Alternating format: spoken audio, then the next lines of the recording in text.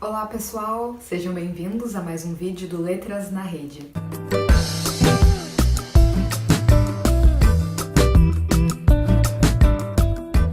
Nesta série de vídeos estamos tratando das leituras obrigatórias do vestibular da URGS de 2021. Meu nome é Júlia e hoje vamos dar sequência à coletânea de contos Papéis Avulsos de Machado de Assis, falando sobre o conto O Anel de Polícrates.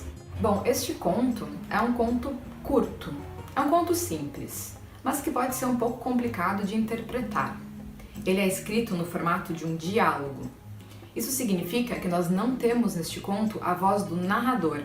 Lembram do narrador? Aquela voz em terceira ou em primeira pessoa que conta a história, descreve os personagens, o ambiente, a partir de sua perspectiva. Ele é muito comum nas obras do Machado, mas ele não está presente neste conto. Um texto em formato de diálogo significa que lemos apenas a fala dos personagens. Um breve parênteses, são apenas 2 contos na coletânea que possuem este formato de diálogo, A Teoria do Medalhão e O Anel de Polícrates. Eles têm em comum um assunto. Vamos falar um pouco mais sobre isso quando formos analisar o conto. Antes, vamos ao seu enredo. Os 2 personagens que dialogam neste conto são intitulados A e Z. A e Z vão conversar sobre Xavier, um amigo que eles descobrem ter em comum. O conto começa assim: A diz, lá vai Xavier. Z responde, conhece o Xavier? E assim se desenvolve a conversa. Logo os amigos vão perceber que a opinião deles a respeito de Xavier é completamente oposta, assim como são opostas as letras A e Z no alfabeto. A lamenta Xavier ter sido um dia um nababo podre de rico, porém muito pródigo. Nababo aqui significa uma pessoa muito rica, alguém da realeza, um príncipe. E pródigo significa um gastador.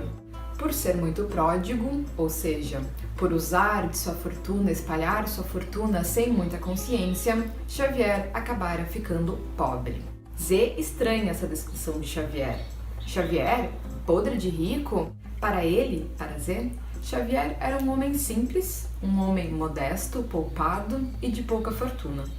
Para A, Xavier é o mais maravilhoso dos homens. Ele usa imagens da literatura clássica, da literatura bíblica, para descrever o quão maravilhoso é Xavier. Ele diz, por exemplo, que é a Aurora, a deusa do amanhecer, que lhe prepara o café da manhã. Ele diz que as colchas de sua cama eram feitas de nuvens, que ele enrolava seus cigarros com papéis de diamante. Tão rico, tão grandiosamente rico era Xavier. Mas Z discorda, este não é o Xavier que ele conhece. Logo vamos compreender qual é a origem do desentendimento entre os amigos. A explica que ele fala do Xavier interior, do Xavier das ideias. Este é o Xavier rico. O Xavier é rico em ideias, em imagens. Mas Z ainda não está convencido. Como pode Xavier ser esta pessoa tão rica em imagens se ele nunca leu nenhum livro que ele escreveu? Se ele nunca leu nenhum poema, se ele nunca viu nenhuma pintura, nenhum grande feito que comprovasse essa riqueza toda de Xavier? A então explica que toda essa riqueza de Xavier, infelizmente, não se transformava em matéria. Ela não se concretizava, não se transformava em livro, que jorravam de sua boca capítulos inteiros que ele não era capaz de escrever, que ele não dava tempo para maturar e que ele não transformava em produtos. Tampouco todas as suas ideias mirabolantes ele não as levava adiante. Z pergunta se Xavier era louco, mas A discorda. Era um originalão apenas. Alguém muito excêntrico e original. Segundo A, as ideias de Xavier frutificavam. Ele as espalhava ao vento e elas iam parar na boca de outros amigos, repetidas por personagens do teatro, por comentários do jornal, mas ele próprio nunca conseguia desenvolvê-las, nunca conseguia vendê-las, nunca conseguia apresentá-las como ideias suas. Elas imediatamente tornavam-se ideias do mundo. Porém, de tanto gastar a sua imaginação, jogando assim ao léu as suas ideias, Xavier acabou por exauri-las, por esgotá-las. Não havia mais ideias na cabeça de Xavier de tanto que ele as gastara. E agora, diz A, ele é um homem pobre, pobre de ideias, que gasta apenas do lugar comum. A quer contar a Xavier um caso muito característico da vida de Xavier. A história que A conta para Z sobre Xavier é a de que um dia estava Xavier à sua janela, triste e desiludido, quando ele vê passar um tafu a cavalo. Tafu é uma espécie de almofadinha, um playboy, alguém bem ajeitadinho. Andava lá este tafu em cima de um cavalo, quando o cavalo resolve empacar no meio da rua. As pessoas que por ali passavam resolvem observar qual vai ser a reação do cavaleiro, qual vai ser a reação deste rapaz que não consegue fazer andar seu cavalo. Eu vou ler a passagem. De repente, o cavalo corcoveou e o tafu veio quase ao chão. Mas sustentou-se e meteu as esporas do chicote no animal. Este empina-se, ele teima, muita gente parada nas ruas e nas portas. No fim de 10 minutos de luta, o cavalo cedeu e continuou a marcha.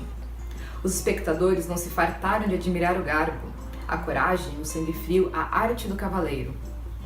Então Xavier, consigo, imaginou que talvez o cavaleiro não tivesse ânimo nenhum. Não quis cair diante de tanta gente e isso lhe deu forças de domar o cavalo. E daí lhe veio uma ideia.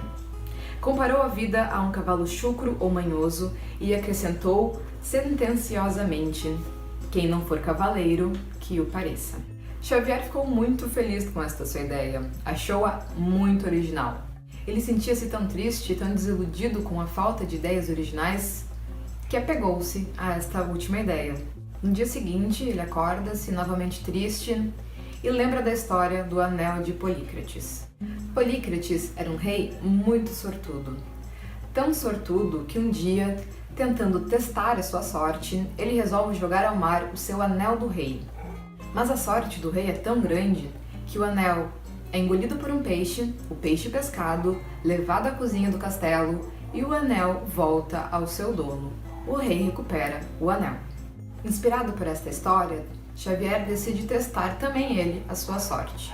Ou melhor, testar o seu caiporismo, testar o seu azar. Ele sente-se tão desafortunado que decide jogar a sua ideia na boca de um peixe para ver se desta vez ela retorna para ele e ele consegue desenvolver algo a partir dela. Xavier sai à rua, encontra-se com um amigo e depois de lhe contar todas as tristezas de sua vida, lança essa ideia genial. Pois veja, a vida é como um cavalo chucro, quem não for cavaleiro, que o pareça. O amigo ficou emocionado. Xavier se despede, volta para sua casa e espera pelo dia que a ideia retornará. E lembrem-se, tudo isso quem nos conta é A, que ouviu de Xavier e agora conta para Z. Xavier reencontra a sua ideia na boca de várias pessoas, como costuma acontecer com a sua ideia. Ele a escuta em um baile, ele a escuta em uma homenagem, ele a escuta mesmo em um comentário político no jornal. Mas a ideia nunca retorna para ele. Ele nunca consegue agarrá-la e desenvolvê-la. O último encontro de Xavier com sua ideia foi o mais fatal. Ele vai ouvi-la da boca do mesmo amigo para quem ele primeiro contara. Seu amigo, algumas semanas depois, cai muito doente e no seu leito de morte, Xavier vai se despedir. O amigo, então, repete para o próprio Xavier a ideia que ele ouvira dele, mas sequer se lembra. Ele vai se despedir da família, se despedir do mundo com essa imagem. A vida é um cavalo chucro, quem não for cavaleiro, que o pareça, espero ter parecido um bom cavaleiro. Estas são suas palavras de despedida, e Xavier se sente, a partir de então, impossibilitado de continuar a sua ideia. E assim o conto termina. Z vai a negócios, A se despede de Z, fim da história. Parece uma história um pouco sem pé nem cabeça, mas vamos tentar dar algum sentido para ela. Primeiro, é importante notarmos que na sequência deste conto tem uma nota, chamada Nota B, de Machado de Assis, do autor do conto, explicando que este conto é uma homenagem a Arthur de Oliveira, poeta parnasiano. Foi um poeta muito rico em imagens, mas que não produziu muito.